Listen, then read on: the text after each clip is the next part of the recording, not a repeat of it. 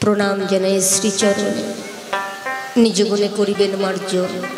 এই বৈষ্ণবেরই হলে দয়া পাই যদি পদছায়া, ভয় আমার থাকবে না কখন। মাতা পিতার বন্দিচরণ, যাদের গুণে দেহের গঠন দেখিলাম সুন্দর ভুবন। গুরুর চরণ করি স্মরণ, নামটি যাহার রাধা মোহন, তার যুগল চরণ করি মস্তকে ধারণ। দীক্ষা শিক্ষা গুরুর পদে জানাই ভক্তি, এসব হাতে মন্ত্রদানে করিলেন চেতন। দ্বিতীয় গুরু ক্ষিতিশ সরকার ভবসাগর দিয়াছে পার, তার চরণ তলেও হাজারে নিবেদন। আছেন যত মাতা মাসি, রাখবেন আপনাদের চরণের পাশাপাশি, সন্তান বলে আমায় করিবেন গ্রহণ। কমিটির সদস্যবৃন্দ, যাদের কৃপায় নিত্য নিত্য হচ্ছে আনন্দ, যারা সাজাইলেন নবমধুর বৃন্দাবন। বিপক্ষে গায়ক যিনি অত্যন্ত হয় গুণীগানী, পুলিন মহন্ত নামটি জানি, ওনার চরণে হাজারে নিবেদন। সঙ্গী সাথী আছেন যারা, শ্রদ্ধা প্রণাম নেবেন তারা, কৃপা ধারা করিবেন বরিশন। ভুল ত্রুটি কতই হবে মার্জনা করিবেন, সাধুগুরু বৈষ্ণব সবে আমি ভবে বড়ই অভাজ। বন্দনাই পর্যন্ত সরিয়াছি রাধাকান্ত, অধিক আন্ত বলার নাই কোনোই প্রয়োজন। এখানে রেখে দিয়ে পালা প্রসঙ্গে যেতে চাই। যেই পালাখানা আপনাদের চরণ ভরসা করে মস্তকে করে নিয়ে এসেছি আসরে, পালাখানার নাম হচ্ছে একদিকে যম, অপরদিকে সাবিত্রী। আমার বিপক্ষে শিল্পী যিনি অত্যন্ত গুণীগানী, পুলিন মহন্ত নামটি জানি। এই আসরে দাঁড়িয়ে যমের ভূমিকা ওনাকে দিলাম আমি সাজলাম সাবিত্রী খানি। সাবিত্রী হতে পারবো না মাসি, যিনি সতী সাবিত্রী, সেই সাবিত্রী হওয়া তো মুখের কথা না। সেই সাবিত্রী হতে গেলে আমাকে কতবার মরে যে জন্ম নিতে হবে তাও বোধহয় পারবো না। তো সেই সাবিত্রী হওয়া তো আমার মুখের কথা না। তবে হ্যাঁ, আসলে আছি যতক্ষণ আমার নামটা বাদ দিয়ে সাবিত্রীর পাশে দাঁড়িয়ে উকিল হয়ে তার পক্ষ নিয়ে কথা বলবো এখন। তাই আজকে যম সাবিত্রীর পাল্লা একজন ভ্রমর, অপরজন খুদে বললা, কারে ছেড়বে পাল্লা ঠিক ঠিকানা নাই। মাঝে মাঝে বাধা বলল রাই, জানি না সে লাঠি ঠ্যাঙ্গা লাগবে না আজকে বসে, মনে হচ্ছে আবার লাগতেও পারে। তাই আমরা দুজন উকিল হয়ে করবো দ্বন্দ্ব, কে বা ভালো কে বা মন্দ, হাকিম স্বরূপ বসে বসে রায় দেওয়া চাই। এই আশা আকাঙ্ক্ষা নিয়ে আপনাদের চরণ প্রাণ এসে দাঁড়াই। তাই প্রথমে আমি ওনাকে কিছু জিজ্ঞাসা করতে চাই বা জানতে চাই। সেখানে দাঁড়িয়ে সুরের ছন্দে একটু জিজ্ঞাসা। ওরে সতী নারীর প্রতি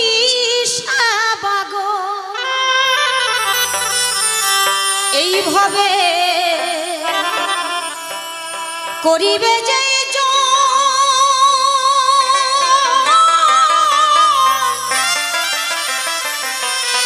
অনায়াসে পাবে রাধা, এই রাধা গোবিন্দের চরণ রে।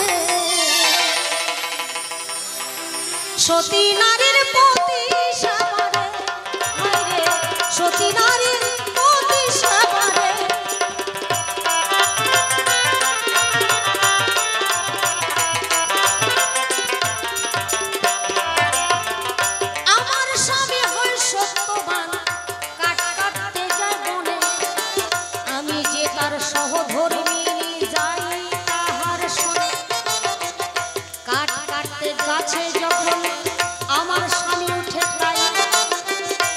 হঠাৎ করে ওঠার পরে বলে আমি জানি অন্ধকার দেখতে পাই, অমনি করে আমি তাহাকে গাছ থেকে নামিবারে করি। আমার স্বামী ধীরে ধীরে সেই জায়গাতে নেমে হলেন বলছে সাবিত্রী চারিদিকটা অন্ধকার দেখতে পাই, শরীর আমার চলে না, এখন আমি করি কি উপায়। আস্তে আস্তে ছন্দে বলার বেশি দরকার নেই, কেননা তোমাদের সঙ্গে কমিটির সঙ্গে যা কন্ট্যাক্ট হয়েছে দাদা তাই পয়সা দেবে, কমও দেবে না বেশিও দেবে না। তো বেশি বাজানোর আর দরকার পড়ে না। আমার জিজ্ঞাসা, আমার স্বামী সত্যবান, কাট কাটতে বনে যায়, আমি তাহার সঙ্গে যাই, কেননা সতীনারীর ধর্মই এটা, সতীনারীর লক্ষণ এটা। আমার স্বামীর কখনো যেন বিপদ না হয়, আমার স্বামীর যেন কোনোভাবে কোনো জায়গায় আঘাত না লাগে, আমার স্বামী যেন কোনোভাবে কোনো অবস্থায় ব্যথা না পায়, এটাই হচ্ছে সতী নারীর লক্ষণ, এটা সতী নারীর ধর্ম। আমি তো সত্যবানের বউ হয়ে আসিনি, আমি সত্যবানের এসেছি সহধর্মিণী হয়ে, যার জন্য তার ধর্মপথে কাজের পথে সহায়তা করছি। যখন বললো আমি কাঠ কাটতে বনে যাব, আমিও তার সঙ্গে গেলাম, বনের মধ্যে সঙ্গে গেলাম। যাওয়ার পরে আমার স্বামী গাছে উঠলেন কাঠ কাটবে বলে। আমি নিচের থেকে দেখছি, যদি কোথাও আঘাত লাগে, যদি পড়ে যায়, আমি হাঁ করে নিচের দিকে তাকিয়ে আছি, একলক্ষভাবে তাকিয়ে আছি যেন কোনোভাবে কোনো অসুবিধা না হয়। হঠাৎ করে আমার স্বামী বললেন, সাবিত্রী আমার যেন কেমন লাগছে। আমি সঙ্গে সঙ্গে বললাম, স্বামী তাহলে তোমার আজকে কাঠ কাটতে হবে না, তুমি গাছ থেকে নেমে আসো। এই কথা শোনা মাত্র আমার স্বামী দেরি করে নাই, ধীরে ধীরে গাছ থেকে নেমে এসে ঠিক মতো দাঁড়াতে পারছে না, আবার বলছে আমি চতুর্দিকটা অন্ধকার দেখছি, কিছু দেখতে পাচ্ছি না। যখন এই বলতে বলতে ঢলে পড়ছেন, তিনি আর দাঁড়িয়ে থাকতে পারছেন না। সাবিত্রী কি করলেন, তিনি বসে তার স্বামীকে এইখানটায় মাথা রেখে আঁচলটা পেতে দিলেন, এই আঁচলের মধ্যে শুয়ে এখানে মাথা রেখে উনি ঘুমিয়ে পড়লেন। আর সাবিত্রী কি করছেন, সেখানে তোর পাখা নিয়ে যায়নি, মাগো পাখা নিয়ে গেছে কি বনের মধ্যে, না, সাবিত্রী ওই অবস্থায় তার স্বামীর সেবা যত্ন করছেন। এক আঁচল বিছিয়ে দিয়েছেন, আবার কোনো রকম এক সাইড থেকে টান দিয়ে টোপলা করে নিয়ে তাকে হাওয়া করছেন, কোনোভাবে যেন আমার স্বামীর অসুবিধা না হয়। এমন সময় একটা নারী সম্মুখে এসে দাঁড়িয়েছে, তার বিকট মূর্তি, বিকট চেহারা, এইরকম চেহারা আমি জীবনে দেখি নাই, কোনোদিন দেখি নাই। কেমন চেহারা, 6টা চরণ, 18টা হাত, 8টা মাথা, 24টা লোচন, বিকটভাবে সম্মুখে এসে দাঁড়িয়েছে। সেও আমার দিকে তাকিয়ে আছে, আমিও তার দিকে তাকিয়ে আছি। এ তাকাতে তাকাতে তার পরক্ষণে আর একজন আসলেন, এসে দাঁড়ালেন তার পাশে। তারও বিকট চেহারা, এই বড় বড় মোচ, লম্বা চোরা, মোটা সোটা, দেখতে বিদঘটিয়ার মতো বিকট চেহারা, হাতে গদা, এক হাতে চামের ডুরি, পায়ে গোত। তিনি সম্মুখে এসে দাঁড়ালেন। আমি দেখে বুঝতে পারলাম যে এটা নিশ্চয়ই যমরাজা হবে। কেন যমরাজা এসেছেন? যমরাজা কেন আসে মাসে? যমরাজা কেন আসে? মানুষটা যখন মারা যায় তার পরমাত্মাটা নেওয়ার জন্য যমরাজা আসে বা যমদূত আসে, তাই তো? তাহলে এখানে তো আমার স্বামী মারা যায় নাই। এই দেখেন মা, যমরাজার বিচারটা দেখেন। তার বাবা হয়তো 80, 85 বছর, 90 বছর হয়ে গেছে, তার ছেলে মাত্র 24 বছর। যমরাজার বিচারটা একটু লক্ষ্য করবেন। তার বাবার 80, 85 বছর বয়স হয়ে গেছে, তার ছেলে হচ্ছে 24 বছর, তার বাবা পড়ে রইল, যমরাজা তার ছেলেকে টান দিয়ে নিয়ে চলে গেল। এটা কি যমরাজার বিচার হলো মা? এটা অন্যায় করা হলো না? তাহলে সেই বাবাটা 80 বছর, 85 বছরের বাবাটার পুত্র শোকে মারা যেতে হবে না? এটা ভালো করেছে না অন্যায় করেছে? জিজ্ঞাসাটা ওনার কাছে। নিশ্চয়ই এটা ভালো করেনি, অন্যায় করেছেন। কেন ওই ছেলের শোকে শোকে তার বাবাকে মরতে একদিন হবেই। আর তুমি আমার কাছে এসেছো, আমার স্বামী যাওয়ার এটা বয়স না, সময় না। আমার স্বামী তো ঘুমিয়েছে, আমার স্বামী তো মরে নাই। তাহলে তুমি কেন আমার কাছে এসেছো? তুমি আমার কাছে কি চাও, কি নিতে এসেছো? আমি জোর গলায় বলবো আমার স্বামী মরে না। আমি শুনেছি সতী নারীর প্রতি কখনো মরে না। তাহলে আমি জানি না, সবাই বলে তাই মানি। সাবিত্রী একজন সতী, তাহলে আমি যদি সতী হয়ে থাকি, সতীর প্রতি কখনো মরে না, আমার স্বামী মরে নাই, আমার স্বামী আমার কাছে ঘুমিয়ে আছে, তাহলে এখানে যমরাজার আসার কোনো দরকার নাই। তাহলে তুমি কেন আসলে, কিসের জন্য আসলে, কোন কারণে আসলে, আমার কাছে কি চাইতে আসলে বা কি নিতে আসলে? না তুমি কিছু দিতে আসলে আমার কাছে? তোমার কাছে জিজ্ঞাসা রইল, আর তোমার সঙ্গে যে মানে নারীটা এসেছিল, আচ্ছা ওটাকে তোমার বউ না তোমার মা না তোমার শালি না আর অন্য কিছু? কেন সেই নারীটা তোমার সঙ্গে সঙ্গে থাকে? জিজ্ঞাসা তোমার কাছে। ওই যে শুনলাম 6টা চরণ, এই 6টা চরণ দিয়ে কি করে? তুমি তো যেহেতু তার সঙ্গে সঙ্গে থাকো, তাহলে তুমি ভালো করে বুঝতে পারবে এই 6টা চরণ দিয়ে কি করে। 18টা হাত দেখতে পাই। আচ্ছা বলো তো যমরাজ, ওই 18টা হাত দিয়ে ওই নারীটা কি করে? তোমার কাছে একটু তত্ত্বটা জানতে চাই। 8টা মাথা, 8টা মাথা দিয়ে কি করে? 24টা নয়ন দিয়ে কি দেখে? কারো কি পাপ পুণ্য না ভালো মন্দ না অন্যায় অত্যাচার এগুলো দেখে না অন্য কিছু দেখে? তাই তোমার কাছে জিজ্ঞাসা রয়, সুন্দর সুন্দর করে যেন এই ধর্ম আসরে যাব। আর বেশি বলার দরকার নাই, এইটুকু জিজ্ঞাসা তোমার কাছে গোসাই। সঠিক সঠিক জবাবগুলো যেন অবশ্য পাই। আচ্ছা আর একটু স্মরণ করে দিয়ে যাই, হাতে যে গদাটা আছে, যমরাজের হাতে যে গদাটা আছে, সেই গদাটা দিয়ে কি করে ওটাও যেন একটু বলে। এই চামের ডুরিটা ওটা কিসের জন্য রাখে?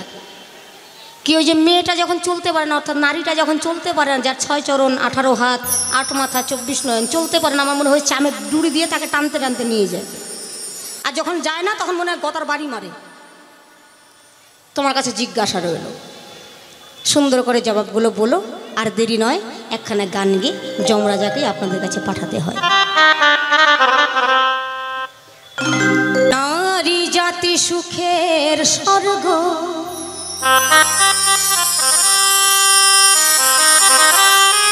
স্বামীর কুরে ঘর, পরে কে নাই। ও মাসি, ও মাসি, হ্যাঁ যতটুকু পারো হাতে হাতে দাও মাসি, ছিটানোর চেষ্টা করো না। কেন মানত করেছো ঠিকই আছে, হয়তো একটা দল নেমে যাচ্ছে, সে সময় এসে দিলে পরে ভালো হয়। গান চলাকালীন দিলে পরে না গানটাই নষ্ট হয়ে যায়। কেন 2 পয়সার বাতাসা ছিটাইয়ে 10 টাকার গান নষ্ট করে লাভ নেই। আর তুমি যদি দেবে ঠাকুরের চরণে দিলে পরে নিশ্চয়ই কোনোভাবে সে ভক্তরা প্রসাদ পাই যাবে, কোনো অসুবিধা নেই। যাক যাক, তাই মহাজন কি বলছেন? পরে কে বানাই কাটাই জনম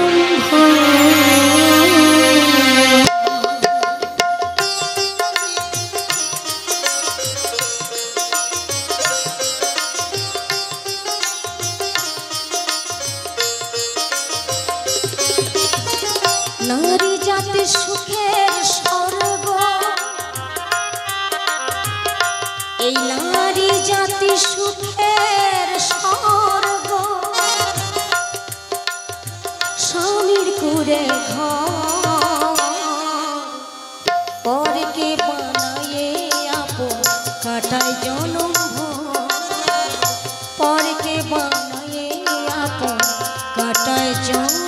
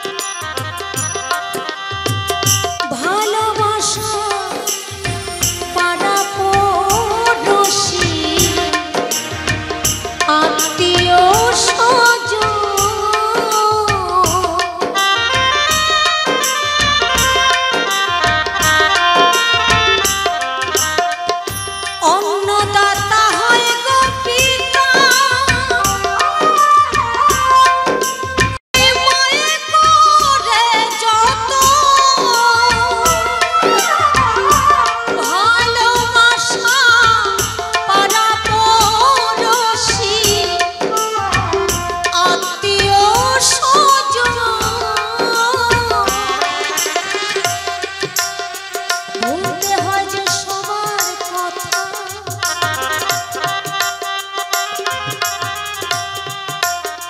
ভুলতে হয় যে সবার কথা, বাপ মায়ের পরকে বানায়ে কাটায় জনম, পরকে বানায়ে কাটায় জনম।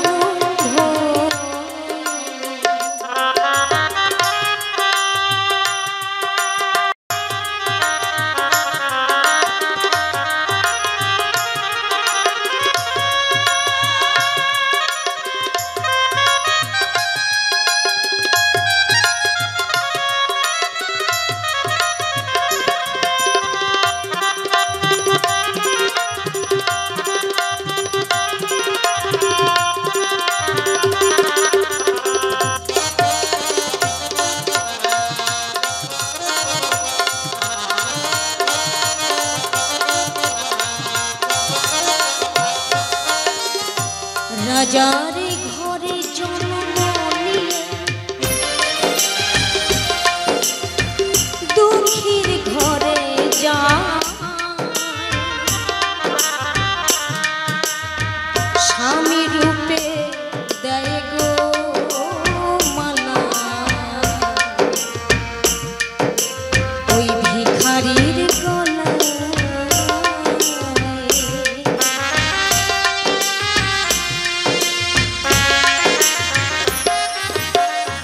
রাজারে ঘরে জন্ম নিয়ে দুঃখীর ঘরে যায়, স্বামী রূপে দেয় গো মালা, ভিখারির গলা। রাধা মোহন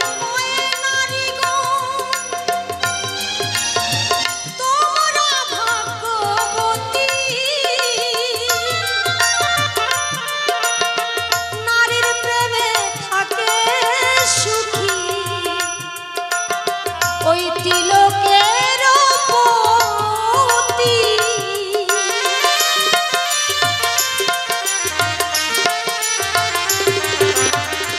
রাধা মোহন কয় নারী গো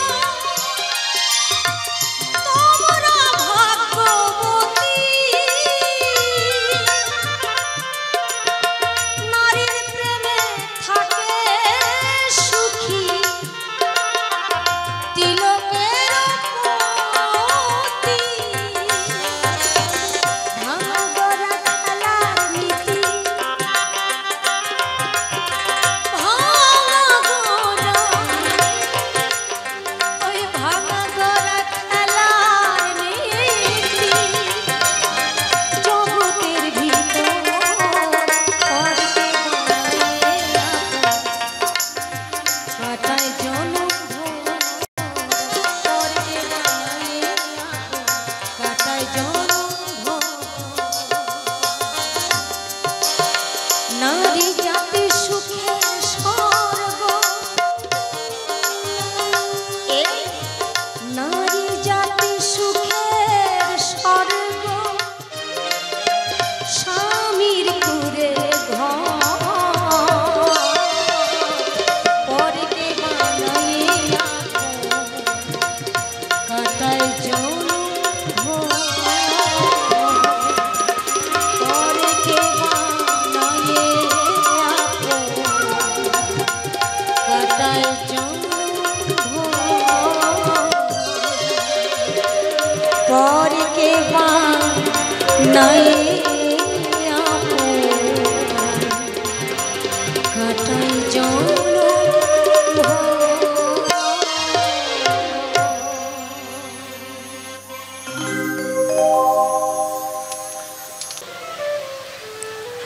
আজকের যে বিষয় নিয়ে আলোচনা, যম সাবিত্রী দুজনা। যমের ভূমিকাটা আমাকে দিল, আর উনি সাবিত্রী হয়ে দাঁড়ালো, তার মানে সতী। শোনো সতী, আমার নাম যম, আমি কোনো দিক দিয়ে নাই কম। যম যখন মানুষের শেষ সময় আসে, যম আস্তে আস্তে যাবে তার কাছে। এটা তুমি বললেও যাবে, না বললেও যাবে, কিন্তু তুমি তো সতী। মা কথায় কথা বাড়ে, ব্যঞ্জনে বাড়ে ঝোল। এই প্রথমে এসে লাগাইছে একটা গন্ডগোল। যখন নদিয়ায় গৌর হরি এলো, তিনি একটি কথা বলেছিল, এই কলিযুগে কোনো যাগযজ্ঞ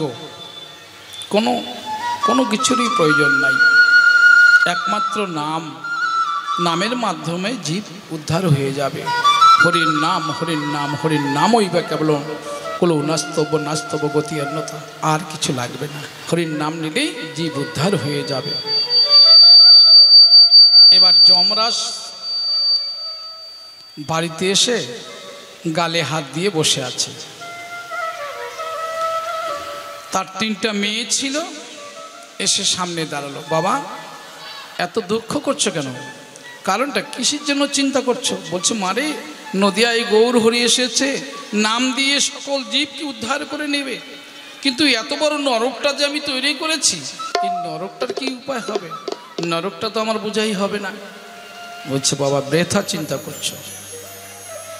আমরা 3 জন থাকতে কাউকে স্বর্গে যেতে দেব না। বলছে, কি করবে? যেখানে বাউল হবে, যেখানে ভাগবত অনুষ্ঠান হবে, যেখানে নাম সংকীর্তন হবে, ওইখানে আমরা যাব। তবে কি করবে? যে আমরা কি করে ওদেরকে এই শ্রবণের থেকে আমরা সরাই নিয়ে যাব, আমরা সেই ব্যবস্থা অবশ্যই করব। যমরাজ করে দিল মানা, 3টা জায়গায় যাবি না। 3টা জায়গা কোথায় যাবি না? সতীর কাছে। সতীর কোবে যদি পড়ে যাও, তাহলে আমিও তোমাকে বাঁচাইতে পারবো না। আর যাবে না সতীর পুত্রের কাছে এবং সতীর স্বামীর কাছে। আর একটি গুরু শক্তি যার ভিতরে আছে। এই 3টা জায়গায় করে দিলাম মানা। এই 3 জায়গায় গেলে পরে যদি তার কোবে পড়ে যাও, তাহলে ভগবানও তোমাকে রক্ষা করতে পারবে না। ঠিক আছে বাবা, আমরা তোমার কথা রক্ষা করব। দেখবেন কোনো জায়গায় নাম কীর্তন ভাগবত অনুষ্ঠান হলে পরে কিছু মায়েরা যায় দলে দলে, কিন্তু সবাই কি কৃষ্ণ কথা শোনে বাবা? না, কেহ কেহ একটু পাশাপাশি বসেছে। কয়, দিদি রে, এই শাড়িটা কত নিয়েছে? এটা কি এই পূজার মধ্যে নিয়েছিস? বলছে, হ্যাঁ, আমার স্বামী এই পূজার মধ্যে দিয়েছে। বলছে, তোমার স্বামীটা কি ভালো গো, কি সুন্দর শাড়ি দিয়েছে। আমার স্বামীকে কতবার বললাম, একটা শাড়ি দিল না। এই নানান রকমের একটা কল্পনা জল্পনা আলোচনা, এইগুলোর মধ্যে ডুবে যায়। আবার কেহ বা আনমনা এদিকে দেখে ওদিকে দেখে, দেখতে দেখতে আনমনা হয়ে যায়, কৃষ্ণ কথায় মন থাকে না। তো এরা যমরাজার 3টা মেয়ে, একটার নাম হলো হামানি, একটার নাম ঝিমানি, আর একটার নাম ঘুমানি। যখনই আনমনা হয়ে যায়, প্রথম হামানি গিয়ে চাপ দেয়। তখন দেখবেন এদিক সেদিক দেখতে দেখতে দেখতে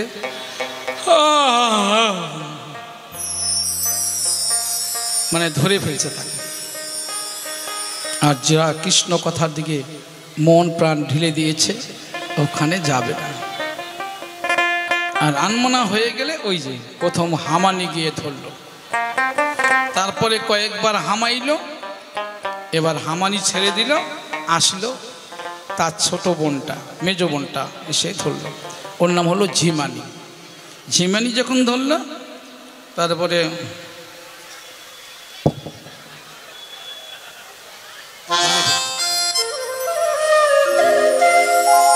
কতবার ঝিমাইলো, ঝিমাইতে ঝিমাইতে ঝিমানি ছেড়ে দিল। এবার আসলো ছোট বোনটা ঘুমানি। ঘুমানি যখন এসে ধরে ফেললো মা, আর কোনো দিকে দেখতেই পাচ্ছে না। তখন ওখানে মাটি না ধুলা না কাদা কোনো কিছু দেখার দরকার নেই,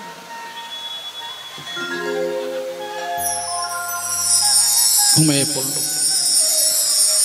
এই যে পাপ, নরক ছাড়া কোনো উপায় নেই। যদি কোনো ভালো না লাগে, আমার শরীরেরও তো একটা ভালো মন্দ আছে, ভালো লাগছে না, অসুবিধা লাগছে, আস্তে করে বের হয়ে আপনি বাড়িতে যাবেন, তাতে এই পাপে পড়বেন না। আর যতক্ষণ মঞ্চে থাকবেন কৃষ্ণ কথা শুনবেন, তাহলে ওই পাপ স্পর্শ করতে পারবে না।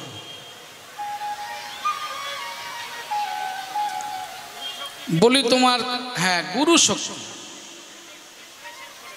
হ্যাঁ গুরু শক্তি এমনই একটা জিনিস। গুরুকে এই বহিরঙ্গে যে গুরু না, এই গুরু খালি মন্ত্র দিবে আর ঠিক মতো পাওনাটা পাবে আর ভুরি ভোজন করে বাড়ি চলে যাবে। এটা করিস, সেটা করিস, এটা করিস, তুলসীর তলা জল ঢালিস। কিন্তু গুরু তো আমরা সকলেই জানি, যা আছে এই ব্রহ্মাণ্ডে তা আছে আমার এই ক্ষুদ্র ভাণ্ডে। গুরু তো এখানে রয়েছে বাবা। গুরুকে আমার জ্ঞানরূপী গুরু, আর মন তার বাসস্থান হলো চতুর্বুদুলায়, চতুর্দলে। তাহলে এখান থেকে এই গুরু সহচরে, এই জ্ঞান আর মনে লড়াই। জ্ঞান বলছে এই কুপথে যাওয়া যাবে না, মন বলছে না এই বাউল গানে কিছু পাওয়া যাবে না, চল ওখানে বিচিত্র অনুষ্ঠান, বিচিত্র মানে বিচিত্র ভাব, বিচিত্র রকম গান, চল ওখানে কি আনন্দ পাবো, একটু মাঝে মাঝে একটু খাবো, চল ওইদিকে চল। যখন এই জ্ঞানী মনে লড়াই করতে করতে মন জয় হয়ে যায়, তখন তিনি বিচিত্রাতে যায়। এইবার আর যার জ্ঞান জয় হয়ে যায়, জ্ঞানরূপী গুরু এখানে বসে আছে, জ্ঞান যখন জয় হয় তাকে কি আর সেই জায়গায় নিতে পারে না? চলো একটু ভাগবত অনুষ্ঠান, কৃষ্ণ কথা শুনে আসে জীবনে। হ্যাঁ, না, ভিতরে যে গুরু আছে, একদিন ডাক দিয়ে গেলাম না তার কাছে, আমরা জিজ্ঞেস করি দাদা কেমন আছেন, কয় ভালোই আছে বলেন, কিন্তু আমি কি আমাকে জিজ্ঞেস করছি কিরে তুই কেমন আছিস? কোনোদিন জিজ্ঞেস করি না। সব কিছু আমার ভিতরে রয়েছে। কত মহামুনি ঋষি পাহাড় পর্বতে বসি করে গোবিন্দের সাধনা, আর এই কৃষ্ণ ভগবান আমার ঘরে আছে, আমি একদিনও তার দেখি না, কোনোদিন দেখি। সতী নারীর প্রতি কখনো মরে না। আপনাদের কুরুক্ষেত্রে সব কিছু যা আছে জানা। দ্রৌপদীর পঞ্চস্বামী ছিল, তাই না? এদের মৃত্যু হয় নাই, কারণ দ্রৌপদী সতী, তার করতে পারবে না ভগবানও ক্ষতি। এদিকে লোপামুদ্রা ছিল, কথাটা বলাই ভালো। মা আজকে গান একটু কম করছি, মা কথাটা শুনুন, মায়েদের বিশেষ বিশেষভাবে আপনাদের প্রয়োজন। লোপামুদ্রা, তিনি একটি আশ্রমবাসী, তার স্বামীর কুষ্ঠব্যাধি, সারা শরীরে কুষ্ঠ। তিনি সারাদিন ভিক্ষা করে নিয়ে এসে, চাল ডাল নিয়ে এসে রান্না করে আগে স্বামীকে দেয়। কোনোদিন স্বামীকে দেওয়ার পরে আর কিছু থাকে না, ওই পাতাটা ধুয়ে যতটুকু জল টল নিয়ে খেয়ে প্রাণ রক্ষা করে। ঠিক এমনি করে দীর্ঘদিন চলে যাচ্ছে। একদিন তার স্বামী বলল, ওগো তুমি তো সতী বলে দাবি করো। বলছেন না তো, আমি তো সতী হতে পারিনি। বলছে তাহলে তুমি আমার একটা বাক্য রক্ষা করবে? বলছে হ্যাঁ, আমি চেষ্টা করব। যে আমাকে ওই লক্ষ্যহীরার কাছে নিয়ে যাবে। লক্ষ্যহীরা একদম বেশ্যা, আমাকে সেখানে নিয়ে যাবে। বলছে স্বামী, এ বাক্য তুমি ফিরিয়ে নাও, কারণ সেখানে লক্ষ্যহীরা নামটা কেন হলো? সেখানে যেতে হলে লক্ষ মুদ্রা আমাকে দিতে হবে। আমি তো ভিক্ষা করে কোনো মতো প্রাণ বাঁচাই, সেখানে লক্ষ মুদ্রা দেওয়ার মতো আমার কোনো ক্ষমতা নাই। ওগো তুমি আমাকে ক্ষমা করো। বলছে না, এইটাই আমার আদেশ, এই আদেশ তোমাকে পালন করতে হবে। নিরুপায় হয়ে গেলেন লোপামুদ্রা। এবার লক্ষ্যহীরার ঘরে সকালবেলা উঠে দেখে বেশ আঙ্গিনাখানা লেপা মোচা, তুলসী তল লেপা মোচা করে একদম পরিষ্কার ঝিকঝাক করে কে যেন করে গেছে, বুঝতে পারে না।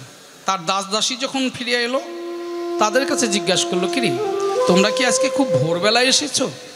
যে এত সুন্দর লেপা মোচা একদম পরিষ্কার, কি ব্যাপার, কে করেছে? বলছে না তো, আমরা তো এইমাত্র আসলাম। তাহলে এটা কে করেছে? একদিন 2 দিন করে 7 দিন গত হয়ে যায়, ঠিক এমনি করেই ব্যাস চলে যাচ্ছে। 7 দিন পরে লক্ষ্যহীরার মন মানছে না, না আমাকে ওই ব্যক্তিটাকে ধরতে হবে। কে এমন নিঃস্বার্থভাবে আমার বাড়িতে দাসত্ব করছে? সারা রাত জেগে আছে। এবার ভোরবেলায় 4টার সময় লোপামুদ্রা গিয়ে উঠানখানা লিপে তুলসীর তলা মুছে এবার বের হয়ে যাচ্ছে। লক্ষ্যহীরা ডাক দিল, কে কে তুমি, দাঁড়াও। অমনি করে লোপামুদ্রা দাঁড়িয়ে হাত জোর করে দাঁড়িয়েছে। মা বলো। বলছে তুমি কেন আমার বাড়িতে এই যে বিনা স্বার্থে এই দাসত্ব করছো? অমনি করে লক্ষ্যহীরার পায়ে পড়ে গেছে। মাগো, আমি নারী, তুমিও নারী, একমাত্র নারীর সম্মান তুমি একমাত্র রক্ষা করতে পারো।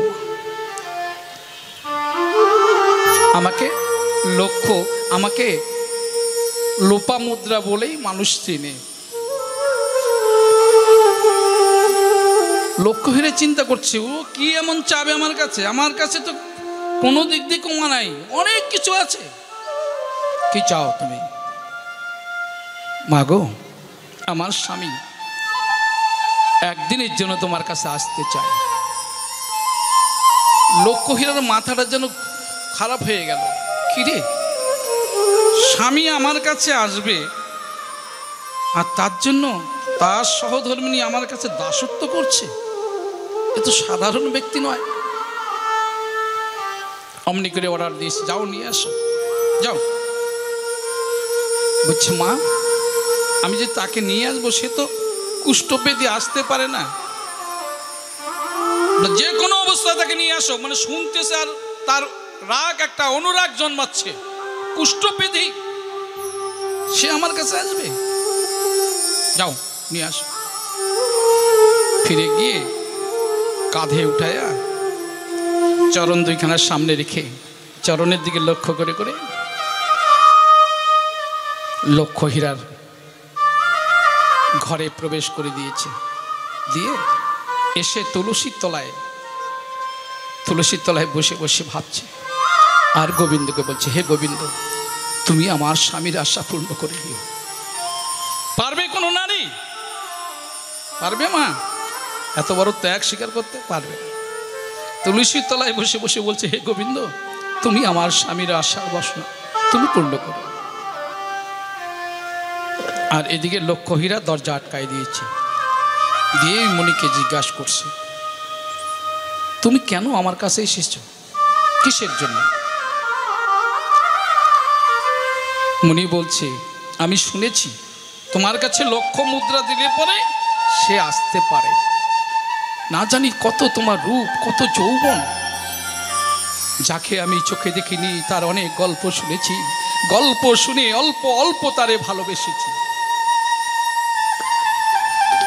আমি তোমার রূপে পাগল হয়ে ছুটে এসেছি।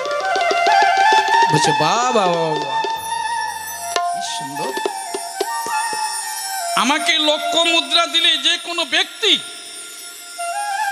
যে কোনো মানুষ আমাকে পেতে পারে, কিন্তু আমার থেকে তোমার ঘরে যে মুদ্রা রয়েছে, আমার মতো সহস্রম লোপা মুদ্রা,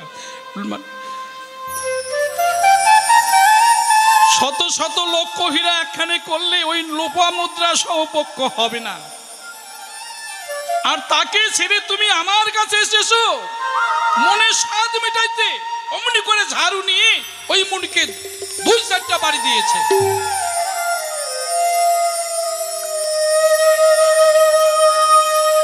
বাবা, ঝোলা, মালা, তিলক, চন্দন এসব মাখলেই যে বৈরাগী হয় তা হয় না। কিন্তু বাবা, বিবেক যতক্ষণ বৈরাগ্য হয় না, যখন লক্ষ হীরার ওই ঝাঁটার বাড়ি খেয়েছে অমনি করে তার বিবেকটা বৈরাগ্য হয়েছে। ও মা, এই যে মা, আহা হা হা, ও মা, না মা একটু, অমনি করে লোভামুদ্রাকে ডাকছে তার স্বামী, ওগো তুমি আসো, আমাকে নিয়ে যাও। অমনি করে লোপামুদ্রা সেটাই গেল। স্বামী, তোমার মনোবাসনা পূর্ণ হয়েছে? বলছে হ্যাঁ, তুমি আমাকে নিয়ে চলো। আবার কাঁধে নিয়ে চরণ দুখানার সামনে করে আশ্রমের দিকে ছুটে চলেছে। যেতে যেতে, ওমা একটা জঙ্গলের রাস্তা তো, খুব চিকন রাস্তা। আহারে, আপনারা একটু বসবেন, আপনাদের বসায়নি কোনো, একটু বসতে হবে। আপনারা ওইখান থেকে একটু, এটা যারা যারা আরতি করেন তারাও কিন্তু বুঝতে হবে যে ভাব বুঝে কীর্তন হয়। ওখানে একটা আলোচনা ধরেছে, আপনারা শুনতেছেন, আপনারা একটু বসতে হবে। আমি কথাটা শেষ করে দেবো, তারপরে এইখানে বসেন, এখানে আসেন, মঞ্চে বসেন। ও মা, একটু বন্ধ করো, এটা বন্ধ করো, আমি আরতি অবশ্যই করব। তো এইবার ওই চরণ দুইখানার সামনের দিকে লক্ষ্য করে লোপামুদ্রা ছুটছে। কিন্তু হঠাৎ সেই জায়গায় রাস্তার মধ্যে একজন ল্যাঞ্জসমণি ওই লেজটা রাস্তার মধ্যে দিয়ে শুয়ে আছে। অজান্তে গিয়ে লোপামুদ্রা ওই লেজের মধ্যে পাড়া দিয়েছে। কে? ওই মুনি বলছে, কে তুমি? আমার অঙ্গে আঘাত করলে, পত্রাঘাত করলে? বলছে, মুনিবর, আমি তোমাকে লক্ষ্য করতে পারিনি, আমার স্বামীর চরণের দিকে লক্ষ্য করেছি, তাই তোমার আমি দেখতে পাইনি। বলছে, বাবা, তোমার স্বামীর চরণের দিকে লক্ষ্য করেছো আর আমার শরীরের মধ্যে তুমি পদাঘাত করলে?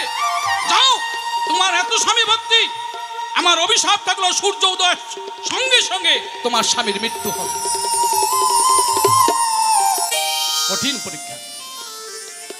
বলছে, বাহ, এই মনির অভিশাপ তো ব্যর্থ হবে না। তিনি শাড়ির আঁচলে বিছায় স্বামীকে শোয়ায়, এখানে মস্তকটা রাখলেন আর ঈশ্বরের কাছে বললেন, হে দয়াল, আমি এতদিন যাহা কিছু করেছি আমি তোমার কাছে কোনোদিন কিছু চাই নাই। আমার যদি কিছু জমা থাকে আজকে তুমি আমার দেবে। সূর্য উদয়ের সঙ্গে সঙ্গে আমার স্বামীর মৃত্যু হবে। হে সূর্যদেব, তুমি আর উদয় হবে না। 7 দিন গত হয়ে গেছে, সূর্য উদয় হচ্ছে না। পৃথিবী ভূমিকম্পের মতো কাঁপছে। 33 কোটি দেবতা অস্থির হয়ে গেছে। দেবতারা গিয়ে নারায়ণের কাছে বলছে, প্রভু তুমি রক্ষা করো, না হলে পৃথিবীর সৃষ্টি ধ্বংস হয়ে যাবে। বলছে, আমার যে যেতে ভয় করে। বলছে, তোমার যেতে ভয় করে? বলে, হ্যাঁ, ওই সতী নারীর যদি চুলের আঁচড় একটু লাগে আমি ভস্ম হয়ে যাব। তবু তো তুই সর্বকারণের কারণ, যেতেই হবে। এমনি করে ভগবান সেখানে গিয়ে লোপামুদ্রার সামনে দাঁড়ালো। মা, ভিক্ষাং দেখি, ভিক্ষাং দেখি। বলছে, কে তুমি? বলছে আমি ভগবান। বলছি হে ভগবান, তোমাকে তো ডাকি নাই, আমার কিছু পাওনা ছিল আমি সেটা চেয়ে নিয়েছি, যেটা পাওনা ছিল আমি সেটা চেয়ে নিয়েছি, তোমাকে তো ডাকি নাই। বলছে তুমি আমাকে আসতে বাধ্য করেছো, তোমার অভিশাপ ফিরে নাও, না হলে পৃথিবী থাকবে না, সৃষ্টি ধ্বংস হয়ে যাবে। লোপামুদ্রা বলছে ও তুমি সৃষ্টিকে লক্ষ্য করছো, এই পৃথিবীকে লক্ষ্য করছো, কিন্তু আমার স্বামী তো স্বর্গ, আমার স্বামী পৃথিবী, আমার স্বামী যদি না থাকে এই পৃথিবী থাকবে কেন? আমার তুমি ভগবান হয়ে তুমি থাকবে কেন?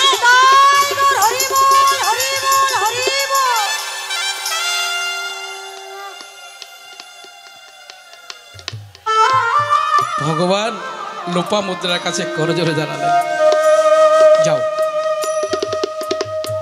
তুমি আদেশ করো সূর্যকে, আমি তোমার স্বামীর আয়ু ফিরে দিলাম।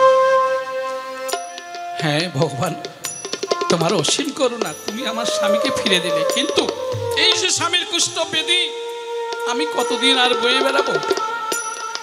ফিরে দাও, আমার স্বামীকে সুস্থ করে দাও।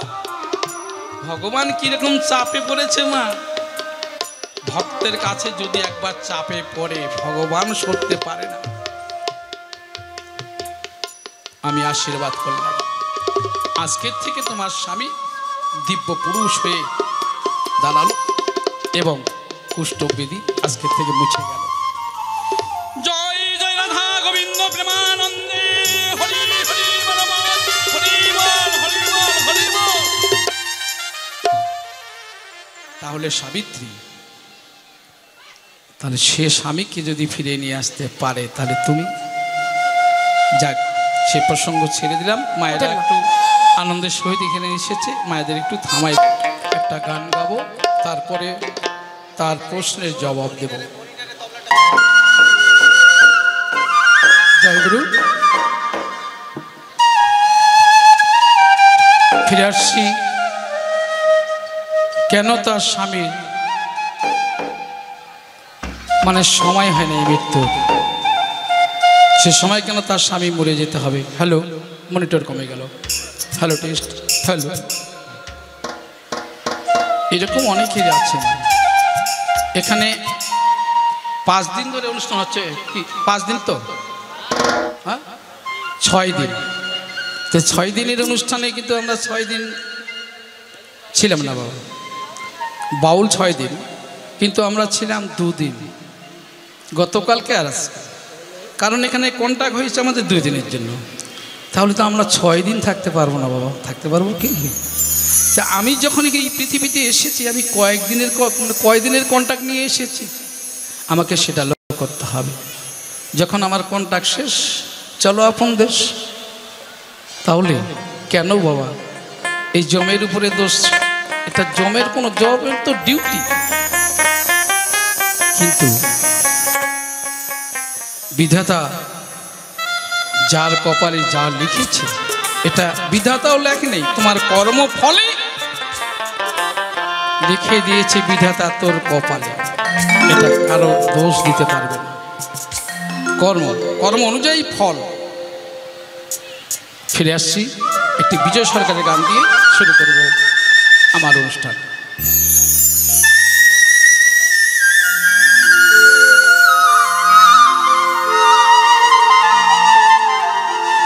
বাহ বাহ,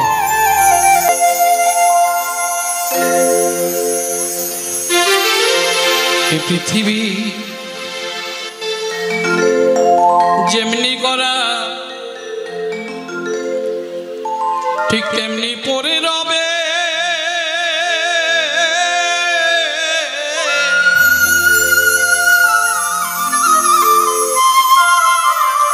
এই সুন্দর পৃথিবী ছেড়ে একদিন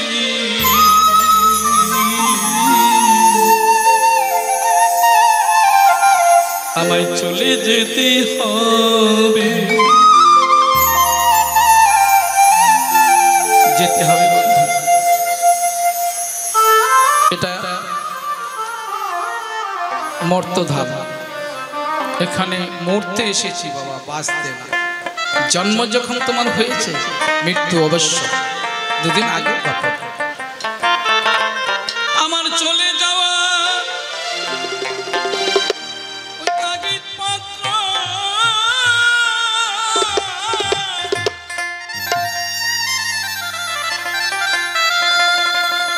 এসে পড়বে যাবে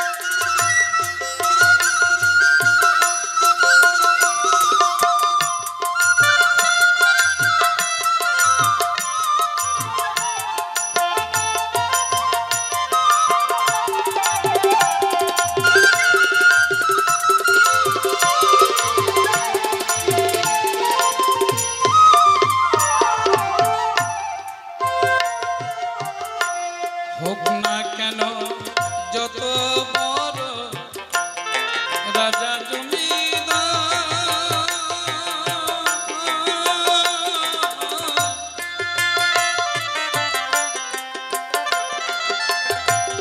জারি জুরি পাকা বাড়ি ঘড়ি টেন্ডিস্টার রে ঘড়ি টেন্ডিস্টার।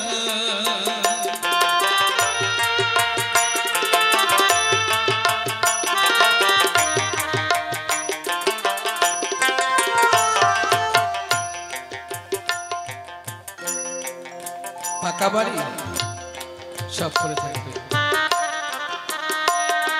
ছেলে মেয়ে আত্মীয় স্বজন কেউ থাকবে, কেউ যাবে আমার সঙ্গে, আমাকে একটা চলে যেতে হবে।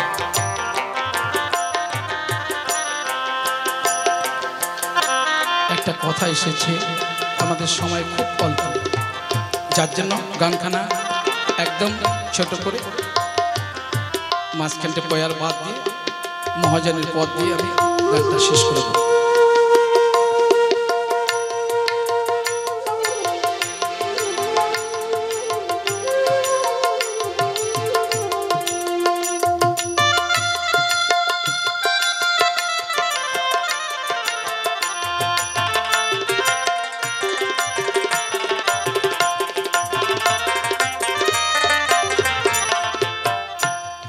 মহাভূমি যেই দিন রে তোর এই পৃথিবী দুই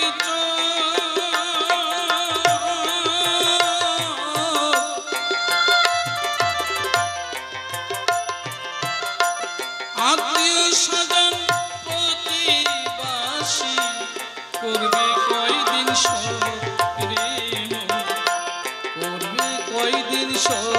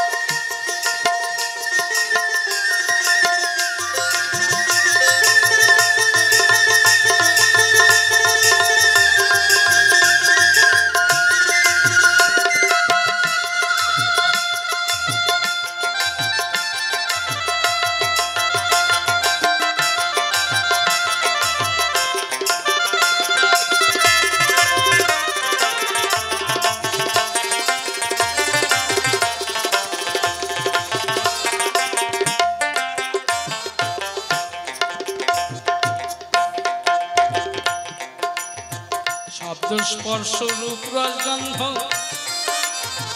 বন্ধ হবে যেন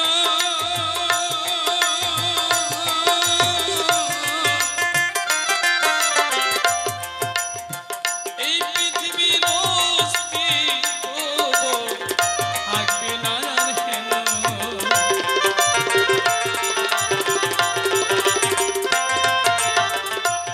তোমার প্রশ্নের জবাব এখনই যাবে পাইয়া।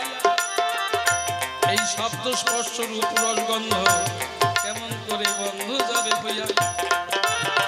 নাসিকা শব্দগুণ কর্ণে,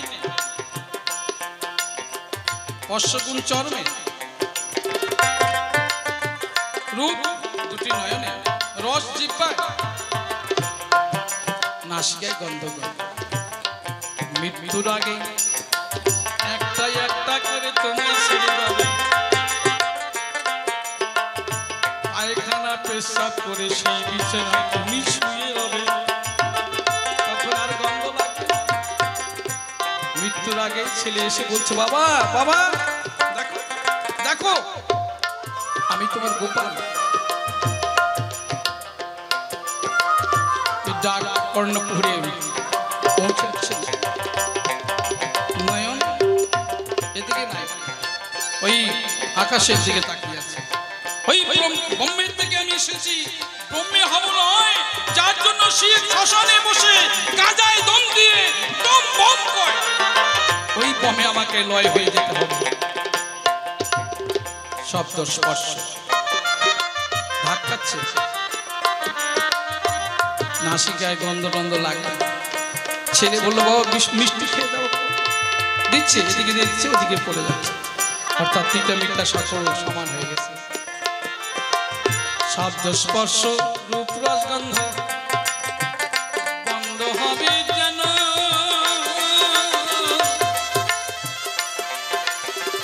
এই দেহের অস্তিত্ব থাকবে না আর হেন।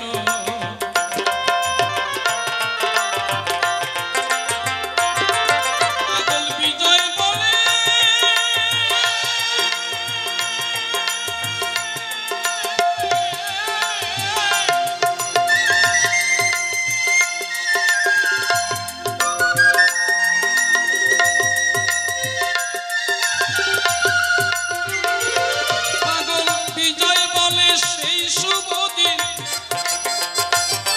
আমার যাওয়ার দিনটাকে বিজয় সরকার শুভ দিন ধরে নিল। কেন ধরে নিল? আমি পৃথিবীতে এসেছিলাম একটা কিছু কর্ম করার জন্য। বাবা শুধু খাবো আর সব ঢেলে বলবো না। মহাপুরুষরা বলেছে, ওরে মানুষ আসবি আর যাবি আর খাবি, এটাই শেষ কথা না। একটা দাগ কেটে যা, যে দাগের মাধ্যমে তুই অমর হয়ে থাকবি। তা আমি যেমন গান গাইতে এসেছি, গান হঠাৎ করে কণ্ঠ বসে গেল আর সুর বের হয়েছে, তখন এখানে থেকে লাভ আছে? আমার ফিরে যাওয়াটাই ভালো। বিজয় সরকার ভাবলেন আমি এটা কিছু করার জন্য এসেছিলাম, তা যখন হলো না, আমার ফিরে যাওয়াটাই ভালো। পাগল বিজয় বলে সেই শুভ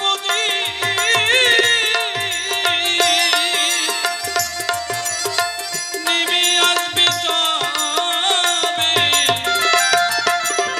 সুন্দর পৃথিবী ছেড়ে আমায় চলে যেতে হবে, চলে যেতে হবে। এইখানেতে শেষ করিলাম পাগল বিজয় দাসের গান। সাধু গুরুর চরণ ধুলি মস্তকে ধারণ করিলাম। যেই জায়গাতে সাবিত্রী করেছে জিজ্ঞাসা, অল্পের মধ্যে আসরে মিঠাই গো তোর আশা। সময় অল্প করা যাবে না গল্প, গল্প যদি হয় বেশি। অনেকে কিন্তু আমাকে করতে পারে দোষী। ওই যে জম, হাতে গদা আর এক হাতে চাবুক, কেন বটে ছিল? ওই মৃত্যুর সময় লোক মুখ লুকায়, অনেকে জানেন ভালো। মৃত্যুর সময় বালিশের মধ্যে মুখ চাপা দিয়ে বলছে, ওই যে আমাকে মারতে আসছে, ওই যে ধরতে আসছে। অর্থাৎ জম তাড়া করছে। ওই যে মুগুর অর্থাৎ গদা, এই গদা পেয়ে ভয় পাচ্ছে। আর চাবুক দিয়ে কি করছে, ওই চামেটুরিটা দিয়ে কি করে, যারা এই পাশ থেকে ওই পাশে করে চিন্তা ভাবনা, ওই ডুরি দিয়া তার গলা বন্ধন করে, অনেকে বুঝে না। তোমাকে নরকেতে যেতেই হবে, আমি তোমায় যাব লইয়া, হরি কথা শুনবে না তুমি কীর্তনে বসিয়া।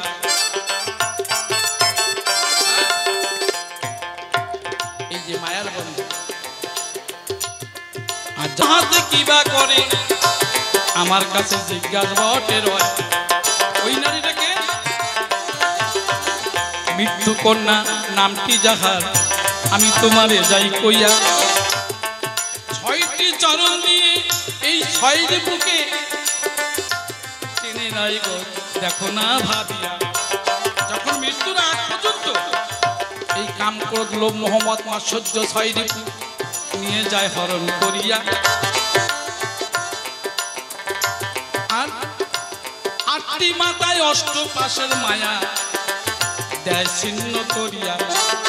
মায়া দয়া থাকে না মৃত্যুর সময়। 18 হাতে এই 18 মোকাম বন্ধ, তালা বন্ধ করে দেয়। তখন কিন্তু ওই মানুষটা যাবার সময় হয় নিশ্চয়। 24 নয়নে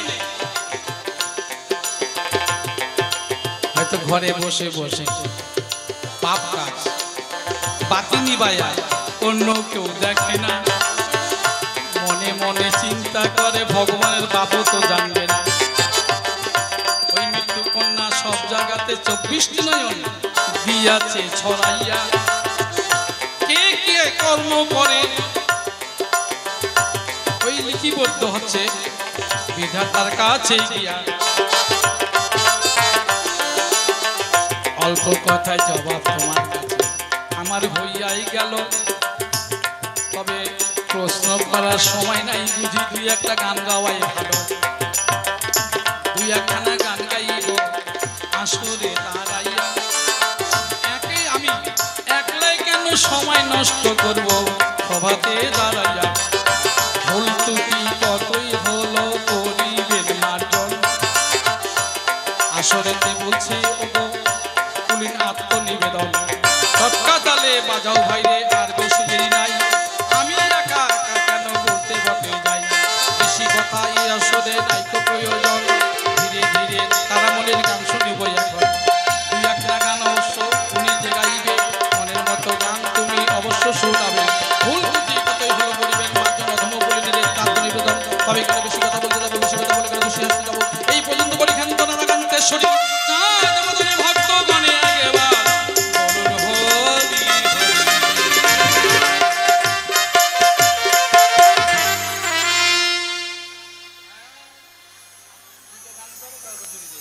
আচ্ছা দেব অবশ্যই আপনাদের কাছে অল্পটুকু সময় চাব।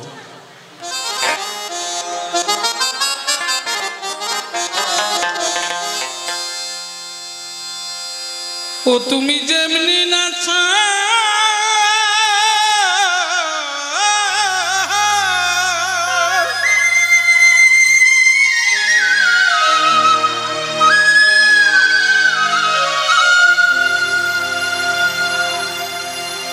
ও তুমি যেমনি নাচাও তেমনি নাচি,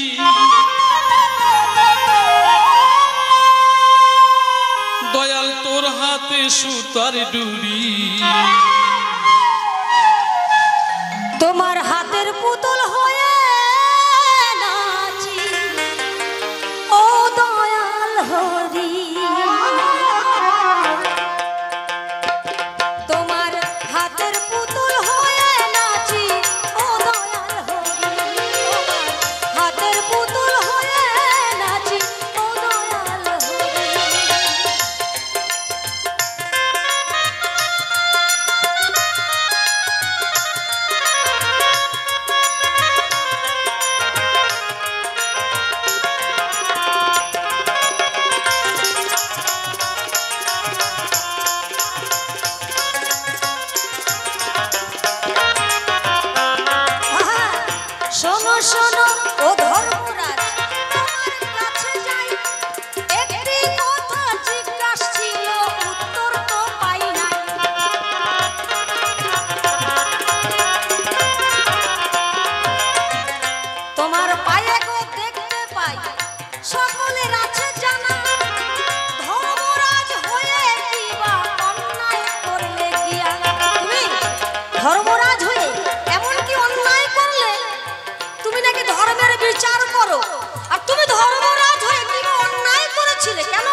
আমি জোর গলায় বলছি, তুমি ধর্মরাজ হয়ে তোমার মায়ের বুকে কেন লাথি মেরেছিলে? সেই কথাটা ধর্ম আসরে যাবে বুঝাইয়া, সুন্দর করে শুনবে শ্রোতারা বসিয়া বসিয়া।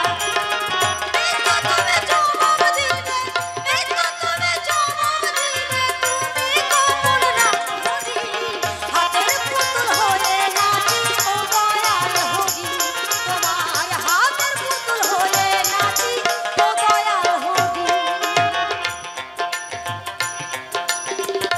অনেক কথা বলতে হেতা সময় বেশি নাই।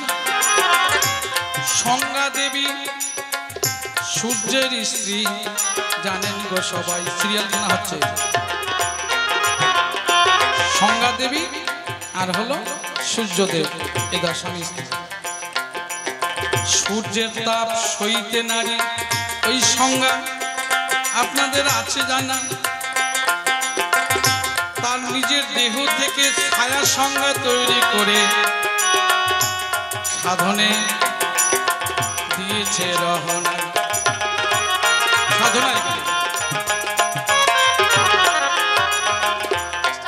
সেই সাধনার জোরে এখন এদিকে ছায়া সংজ্ঞা সূর্যদেব বুঝিতে পারে না এটা আসল সংজ্ঞা নকল সংজ্ঞা, দুই একই রকম কিনা। একরকম। যমরাজের একদিন ব্যবহারে ছায়া সংজ্ঞা পূরিত হইল। যমরাজকে অন্যায় বলে গালি দিয়েছে।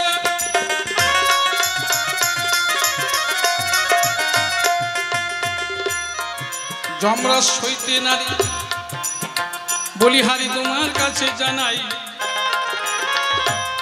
অর্থাৎ ওই যে তার যে সৎমা ছিল তার বুকে লাথি দিল তোমারে জানাই। ছায়া সংজ্ঞাকে ওই বুকে লাথি দিয়েছিল।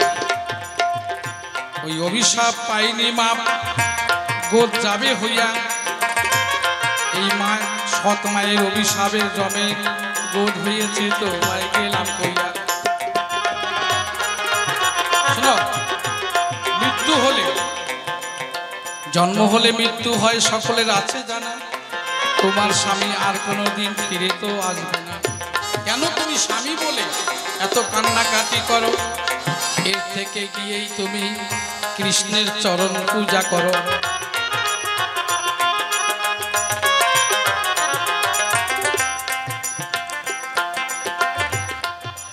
আমি তো সদা সর্বদা ভগবানের পূজা করেছি, নিত্য আর নতুন করে কৃষ্ণ পূজার দরকার নাই।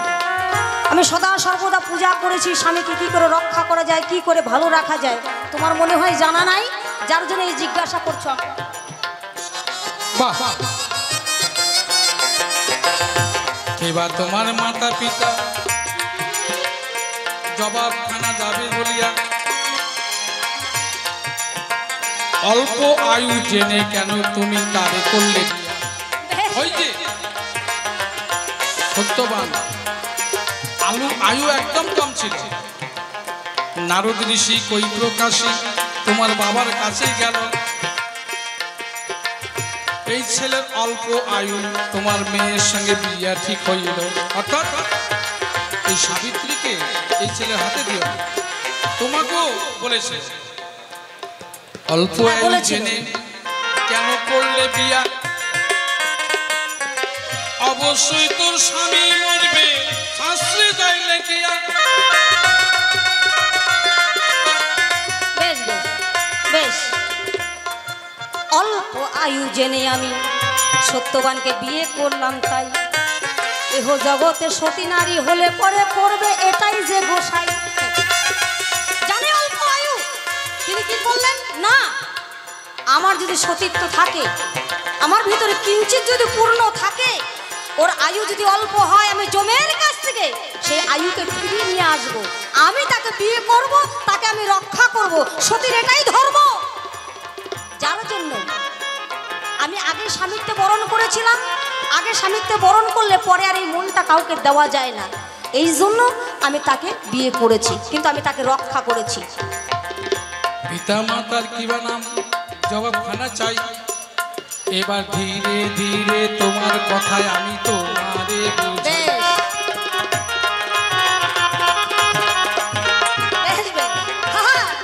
অশ্ব রাজার কন্যায় আমি, মাতার নাম মালতী।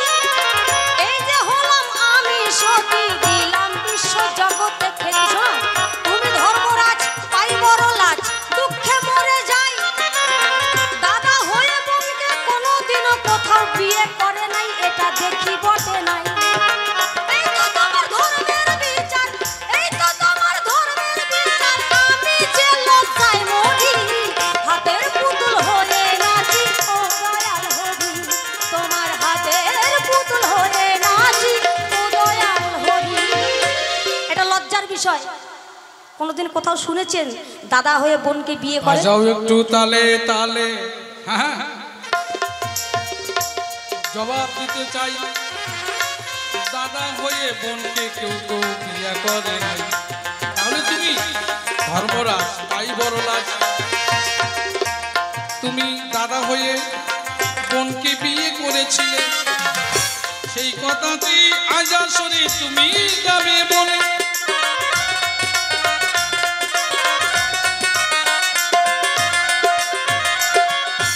জমপুরি জম্বুদেব,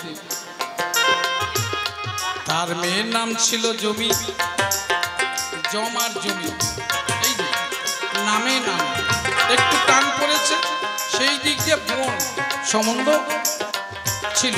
এমনি কিন্তু আচ্ছা আচ্ছা আচ্ছা গোসাই, আচ্ছা আমরা জানি নামে নামে জমে টানে। নামে নামে হলে কি হয়? জমে টানে, জমে টানে, তাই?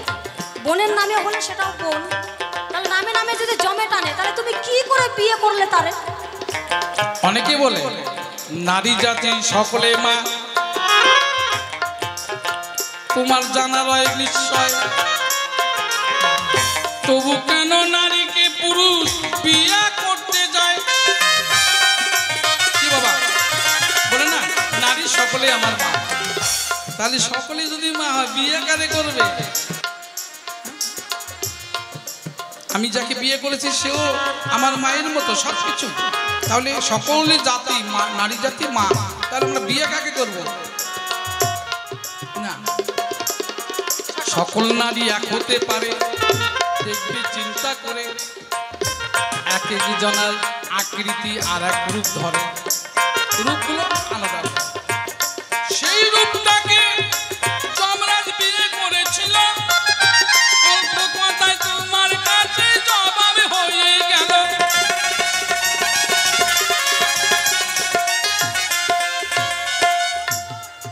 শোনো, বেশ সতীর সতীর্থ দেখে আমি খুশি হয়ে যাই।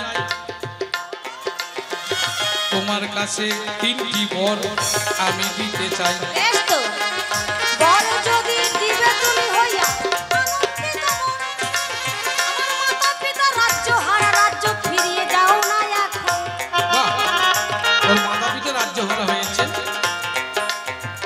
ভগবানের আশীর্বাদে, অর্থাৎ যমরাজের আশীর্বাদে রাজ্য গেল ফিরে গেল। তোমার জন্য কিছু আমার কাছে ওগো তুমি নাও না চাইয়া। বাবা শোনো শোনো, আমার মাতা পিতার পুত্রহীনা সকলের আছে জানা।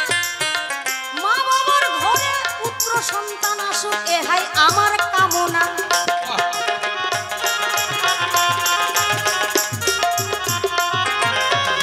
তোমার মা শতপুত্রের জননী। হ্যাঁ, তোমার মাতা পিতার সকল কিছু বাসনা দিলাম পুরাইয়া। তোমার জন্য একটি বর তুমি নাও না চাইয়া। হ্যাঁ, তোমার যা কিছু বাসনা আমি সব পুরে না, এবার তোমার জন্য। আচ্ছা আচ্ছা, এবার আমার জন্য আমি চাইছি, বর যদি দিবে তুমি শতপুত্রের জননী, জানো আমি হই গো এখন।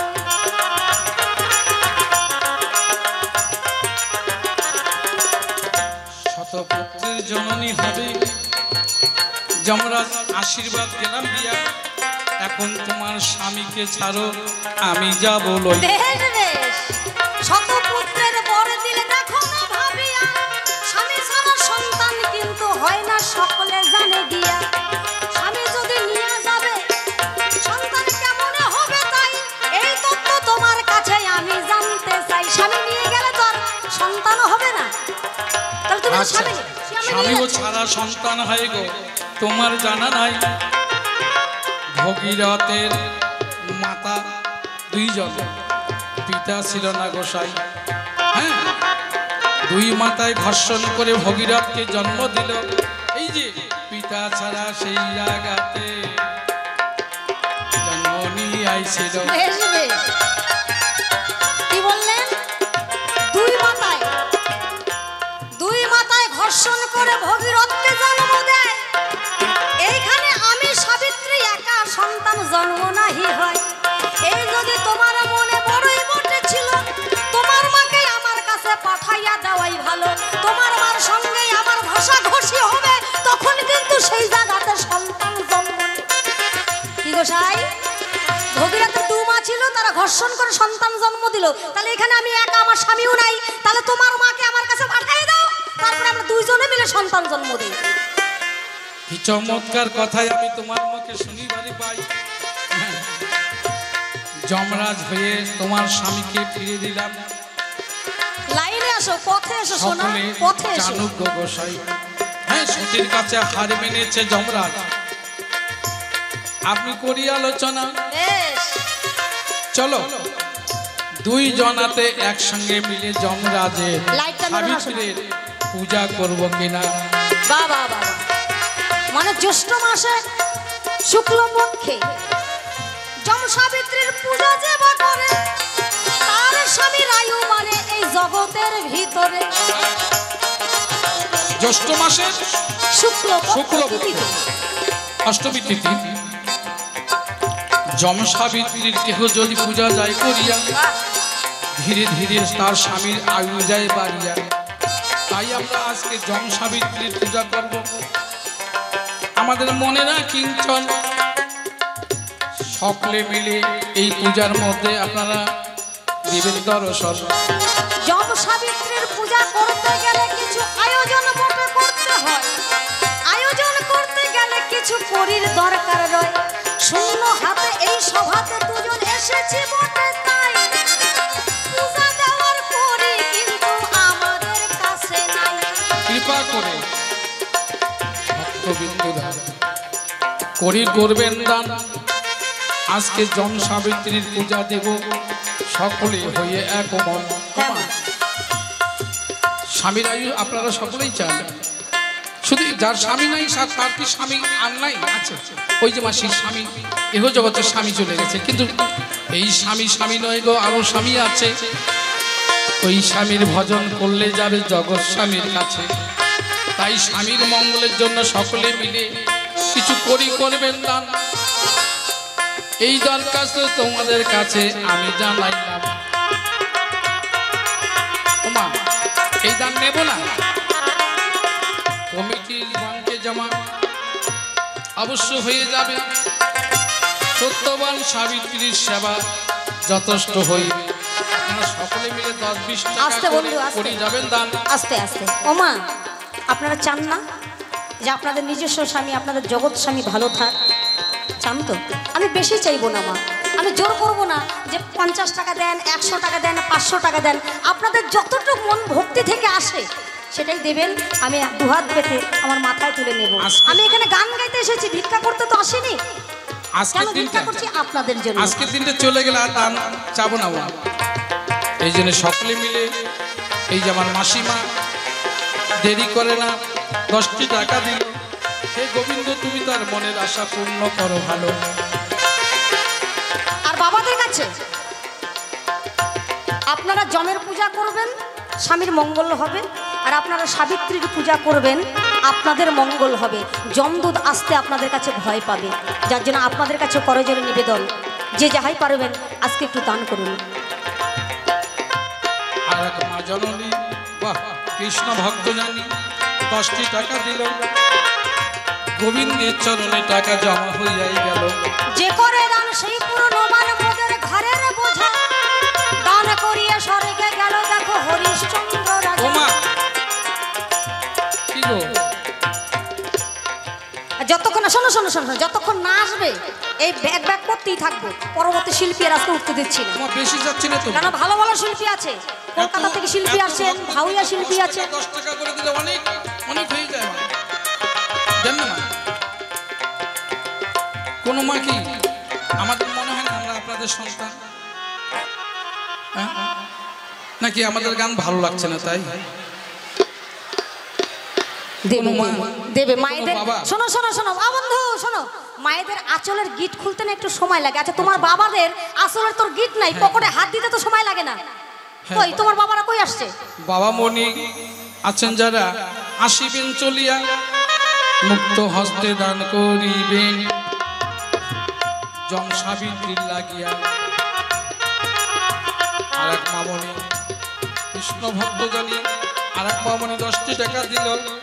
অবশ্যই জীবনখানা সুন্দর ভালো হয়, মা বাবার মুখ উজ্জ্বল করে ভালো।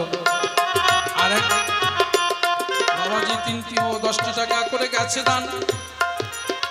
এই দানের দক্ষিণা গোবিন্দ যেন তার মনের আশা পূরান।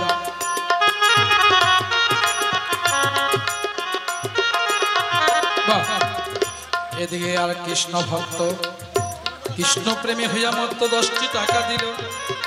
গোবিন্দের চরণে টাকা জমা হইয়াই গেল।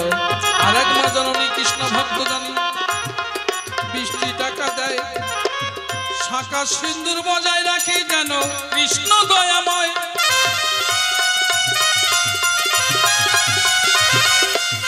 যে দেয় না বিলায় না, শুধু জীবনের লাগি সঞ্চয় বটে করে, সেই পামরের ধন খায় চোরে আর ডাক্তারে। বকিলের ধন খায় না নারায়ণ, আপনাদের আছে জানা। কীর্তনত হয়ে ভগবানকে লাভ করা যাবে না। একটু খোলা মনে গোবিন্দের কাছে করে যাবেন দান। শেষের দিনে পারের করি জমা থাকবে সর্বক্ষণ। ওমা একটু কষ্ট করেন মা, পার ঘাটাতে একটু কষ্ট করে থাকবে দাঁড়াইয়া, আমার রাধা গোবিন্দ পার করিবে। আস্তে গোসাই আস্তে আস্তে আস্তে। ও মা আমাদের জন্য একটু কষ্ট করেন, একটু কষ্ট করে উঠে এসে একটু দান করেন না মাসি। আসেন আসেন মা, একটু কষ্ট করেন মা।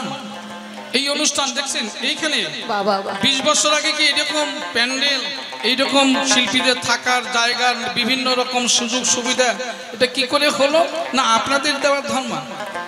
10 যদি ইচ্ছা করে একজনকে মারতে পারে, 10 যদি ইচ্ছা করে একজনকে বাঁচাইতে পারে।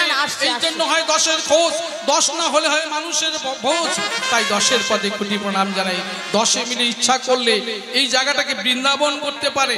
এই জন্য চরণ ধরে বলছি মাগো, আপনারা সকলে মিলে 10-20 টাকা করে দান করুন। এটাই বলো না, এর আগে যখন আমরা এসেছি এই রাইস মিলে ছিলাম, থাকার জায়গা সেরকম ছিল না, খুব কষ্ট হতো।